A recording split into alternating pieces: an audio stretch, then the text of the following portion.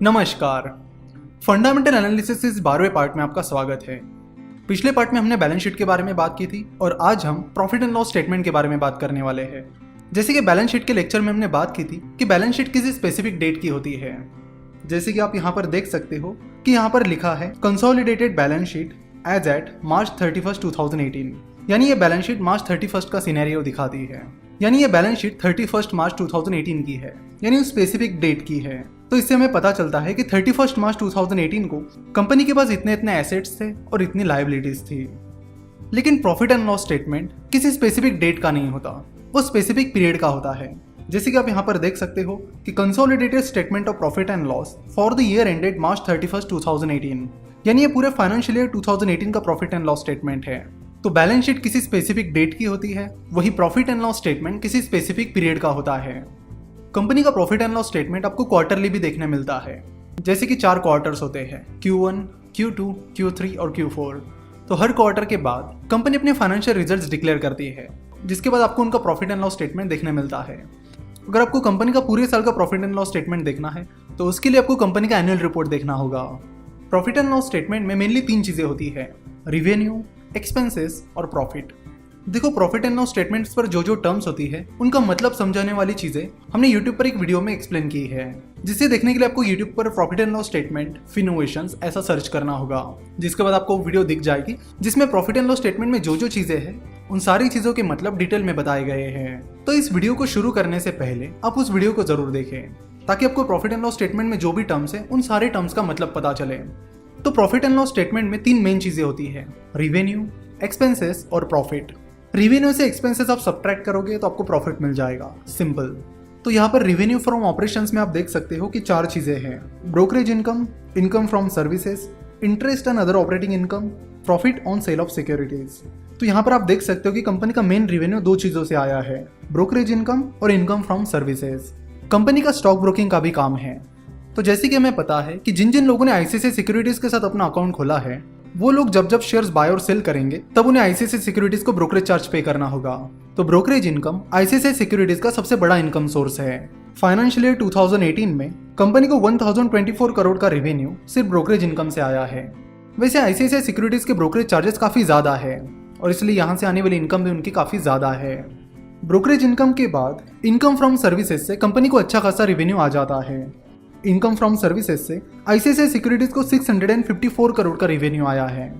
Stock broking के साथ ही company का इन्वेस्टमेंट बैंकिंग का भी काम है, तो इन्वेस्टमेंट बैंकिंग से भी कंपनी को अच्छा खासा पैसा मिल जाता है। उसके बाद आता है interest and other operating income.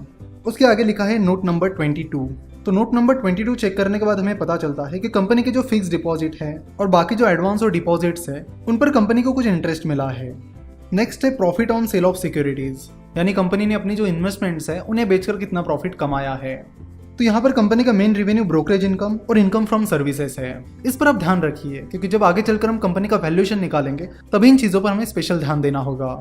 तो यहाँ पर आईसीआईसीआई सिक्योरिटीज का फाइनेंशियल ईयर 2018 का टोटल रेवेन्यू है 1859 करोड़।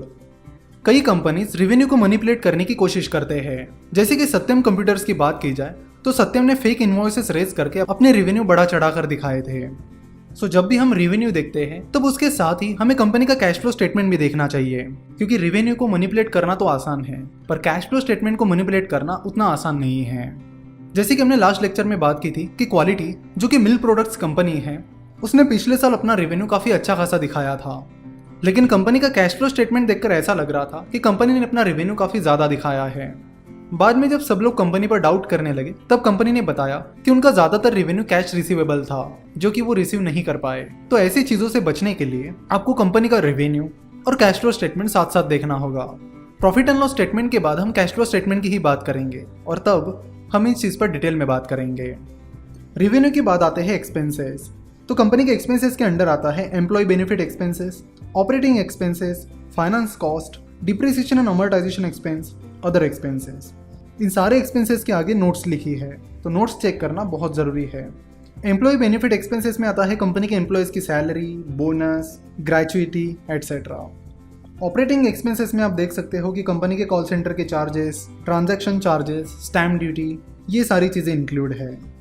उसके बाद आता है फाइनेंस कॉस्ट। कंपनी के ऊपर जो भी डेट है उसका इंटरेस्ट कंपनी को पे करना पड़ता है। तो ये जो इंटरेस्ट एक्सपेंसेस है ये फाइनेंस कॉस्ट में आते हैं। उसके बाद आते हैं अदर एक्सपेंसेस, जिसमें rent, maintenance, electricity bill, printing, stationery, professional fees etcetera, ये सारी चीज़ें आते हैं। यहाँ पर आप देख सकते हो कि कंपनी का जो मेन एक्सपेंस है वो है कंपनी के एम्प्लॉय बेनिफिट्स एक्सपेंसेस, जो कि 545 करोड़ है। मतलब एम्प्लॉयज़ की जो सैलरी, बोनसेस वगैरह है वो कंपनी की मेन कॉस्ट है। जनरली आप देखोगे कि जितनी भी सर्विस बेस्ड कंपनीज हैं उनकी main costing employee benefit expenses ही होते हैं। कंपनी का सर्विसेज का काम है, इसलिए उनके R&D वगैरह के खर्चे नहीं हैं। जब कोई मैन्युफैक्चरिंग कंपनी होती है तो उसका R&D सेंटर भी होता है, जिसके भी काफ़ी सारे एक्सपेंसेस ऐड हो जाते हैं। तो कंपनी के टोटल एक्सपेंसेस हैं 1004 करोड़। तो आज हम यही रुक जाएंगे और अगले पार्ट में प्रॉफिट एंड लॉस स्टेटमेंट से जुड़े सारे रेशियोज हम कवर करेंगे और प्रॉफिट एंड लॉस स्टेटमेंट को पूरा कंप्लीट भी कर लेंगे। नेक्स्ट पार्ट में हम ये भी देखेंगे कि वो कौन कौन से रेशियोज है जिन पर हमें स्पेशल ध्यान देना चाहिए। आशा करता हूँ कि आपको ये वीडियो पसंद आई होगी। हमसे जुड़े रहने के लिए आप हमें फेसबुक, ट्विटर और इंस्टाग्राम पर फॉलो कर सकते हो। वीडियो देखने के लिए और हमारे साथ जुड़े रहने के लिए आपका बहुत बहुत धन्यवाद।